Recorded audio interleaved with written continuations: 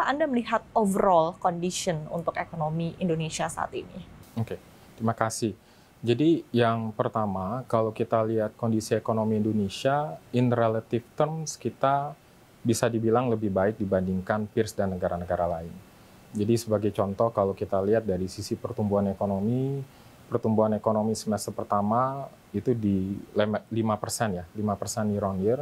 Itu kalau kita lihat lebih baik dibandingkan rata-rata pertumbuhan ekonomi G20 countries yang berada di 2-3%. Kalau kita lihat dalam konteks inflasi, kalau kita lihat inflasi tampaknya itu akan berada dalam range target inflasinya Bank Indonesia, dan kalau kita lihat kan berada di titik tengah.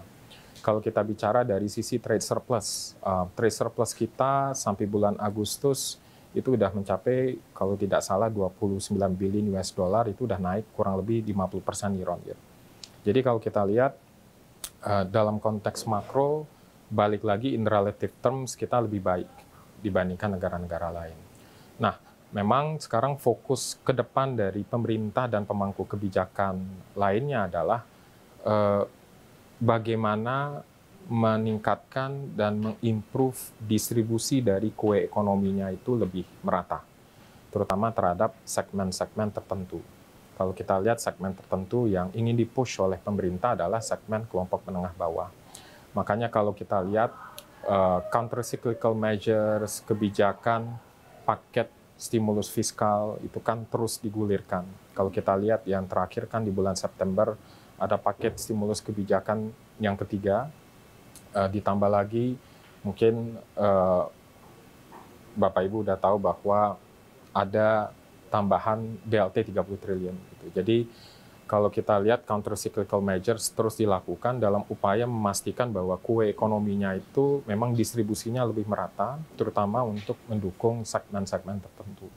Oke, baik. Nah, mungkin kita akan bedah satu persatu ya, dari kebijakan fiskal, kemudian juga kebijakan moneter, mulai dari kebijakan fiskal terlebih dahulu, begitu ya, dengan perubahan baru gebrakan yang saat ini juga dilakukan oleh Menteri Keuangan, Bapak Purbaiyudi Sadewa.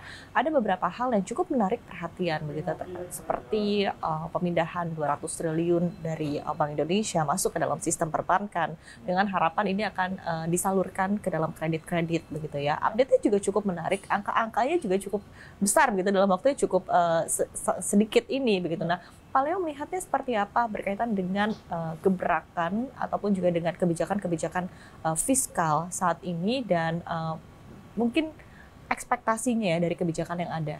Ya, kalau dalam konteks kebijakan fiskal, kalau kita bisa lihat arah kebijakan fiskal saat ini dan ke depan itu akan lebih ekspansif, terutama dari sisi pengeluaran fiskalnya.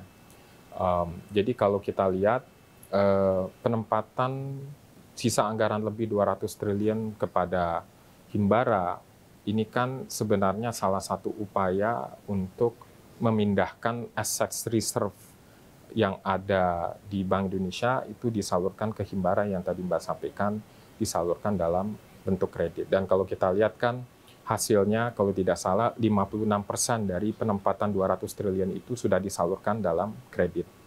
Sehingga kita melihat implikasinya nanti seharusnya pertumbuhan kredit memasuki kuartal keempat itu tentu akan lebih tinggi. Saat ini kan pertumbuhan kredit kalau kita lihat di level 7%. Implikasi berikutnya, money supply growth itu seharusnya juga naik. Even sebelum penempatan 200 triliun, kalau kita lihat pertumbuhan jumlah uang beredar dalam arti luas atau M2, di bulan Agustus kalau kita lihat sudah tumbuh di atas 7%. Jadi kalau kita lihat, memang arah kebijakan fiskal sifatnya lebih ekspansif dalam upaya untuk mendorong pertumbuhan ekonomi yang lebih tinggi, dan di saat yang sama yang tadi saya sampaikan di awal, bagaimana juga mendistribusikan pengeluaran fiskal itu juga lebih merata.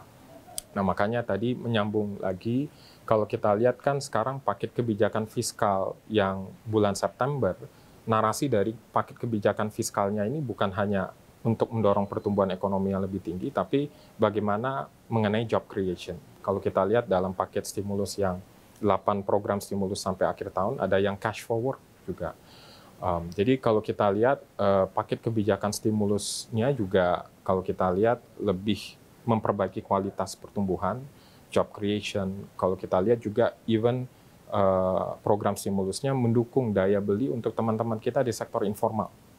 Karena kalau kita lihat misalnya untuk stimulus yang JKK dan JKM itu juga sekarang mencakup untuk Gojek online gitu misalnya. Jadi kita melihatnya bahwa arah kebijakan fiskal lebih ekspansif dan kedepannya kita juga melihat bukan hanya amount-nya yang lebih tinggi, tapi kalau kita lihat realisasinya lebih cepat.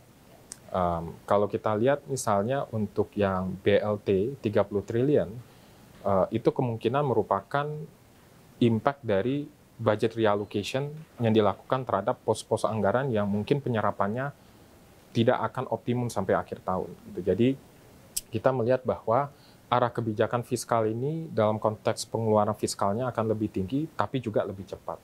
Jadi harapan terakhirnya ya kalau kita lihat money multiplier akan lebih tinggi, akan lebih besar, sehingga impact-nya nanti terhadap pertumbuhan kredit, pertumbuhan ekonomi tentu akan lebih baik. Oke, baik. Dari sisi moneter sendiri, seperti apa pandangan Anda begitu? Karena kita ketahui juga Bank Indonesia di sepanjang tahun 2025 ini juga sudah memangkas suku bunga begitu ya. Kemudian ada ekspektasi juga ke depannya akan terus menyesuaikan tentunya ya dengan langkah-langkah yang dilakukan oleh The Fed. Walaupun saat ini juga menjadi perdebatan begitu kira-kira The Fed berapa kali lagi akan memangkas suku bunga hingga akhir tahun 2025 begitu. Nah, seperti apa Anda melihat kebijakan dari sisi moneter ini bisa mengimbangi kebijakan juga dari sisi fiskal begitu? Ya.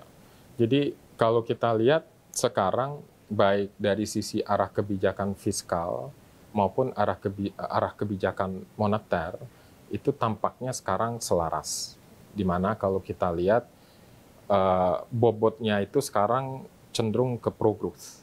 Jadi kalau misalnya kita bicara dari sisi fiskal, tadi kita udah diskusi, kalau dari sisi kebijakan moneter sudah terefleksi dari bukan saja pelonggaran kebijakan makroprudensial, tapi BI year to date kalau kita lihat kan sudah potong suku bunga cukup dalam ya. Jadi kita melihat bahwa arah kebijakan moneter sekarang memang cenderung kalau kita lihat pro-growth, dan kalau kita lihat arah kebijakannya juga ekspansif dalam konteks likuiditas. Kalau kita lihat BI juga cukup banyak membeli SBN di secondary market untuk memastikan likuiditas di sistem itu ample. Jadi kalau kita lihat baik dari sisi kebijakan fiskal dan kebijakan moneter, itu kecenderungan dua-duanya engine-nya pro-growth. Nah, memang yang kedepannya yang terus kita perlu monitor adalah keseimbangannya antara growth and stability, di mana pasti dari sisi Bank Indonesia akan terus memonitor juga pergerakan nilai tukar ke depan, karena kita melihat bahwa resiko nilai tukar ini masih ada. Gitu. Jadi tentu nanti BI berkoordinasi juga dengan dari sisi pemerintah, pemangku kebijakan fiskal akan menyesuaikan keseimbangan antara growth and stability. Oke.